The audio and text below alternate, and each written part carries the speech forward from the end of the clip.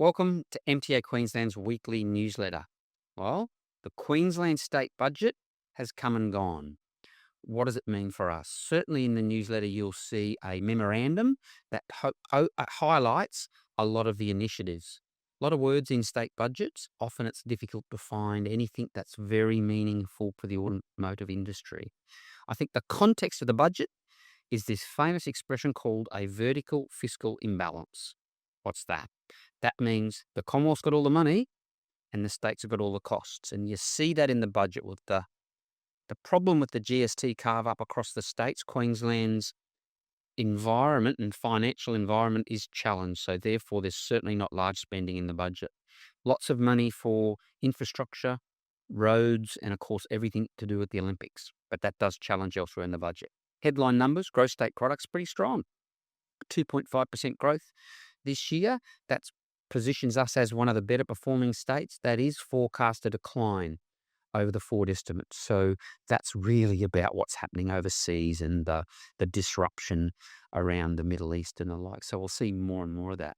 The labour market, I don't need to tell you this, the labour market is still pretty tight. Job creation's there, hard to find people. Our industry's constantly telling us that is still their biggest challenge, labour and skill shortages, particularly at technician end. That's not going to go away quickly. In terms of small business, can I say governments make a lot of noise about small business, a lot of initiatives around small business, and there's more in this budget. There's a small business apprenticeship pilot that's about funding some wages to help small business around off-the-job training. In previous years, that's largely been about the construction sector because of what is coming around the big construction boom for the Olympics. There's a concierge service promoted in the budget. What does that mean? If you're a small business owner and you don't know where to go in government, a concierge service will help you navigate that process. So that'll be an intriguing test case, I suppose. There's some language in there about the Small Business Commissioner, though that is an important role, and we engage with that very, very often. But their job will be around red tape reduction. I'm going to sound like a cynic.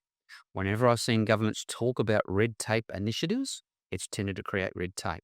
It's a real challenge. So let's hope this is more successful. On the skills front, we're big into skills. Our industry needs them. Not a lot of change in the budget. Obviously, the Commonwealth, the other government that funds all of the apprenticeship incentives, and that's around where employers get an incentive to put an apprentice on. And no, we're not happy with that, but that's a different issue. But the state government will continue to pay for apprenticeship training. That's certainly helpful. They're talking about a $5 billion investment over a 4-year period for apprenticeships. That's a substantive amount of money, but it'll be largely what's happening now. The one initiative that is important, they've extended payroll exemptions for putting on apprentices and trainees. So that's really, really important because that can act as a disincentive to put on apprentices and trainees. So we're pleased with that. There's some programs around women in the workforce. We're really pleased with that. We certainly want to diversify our workforce, and Auto Women, the MTA Queensland initiative, is a really important network that we're really proud that we're building, and that can be a forum we can promote these types of initiatives. And of course, what's really interesting is fuel security.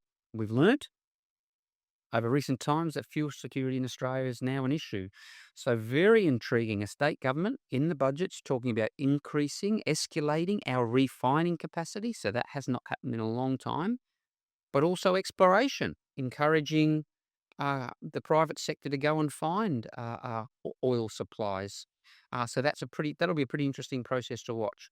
So all in all, a budget, it's really hard to find micro detail that's specific about the automotive industry. Yes, our industry is a critical contributor to gross state product, so we're in and amongst it, but nothing quite specific. We'll continue to go through the budget papers. We'll be meeting with government over the coming weeks just to test that for you, and we'll certainly communicate more. But have a look at the memorandum in the newsletter and let us know if you've got any questions. See you next week.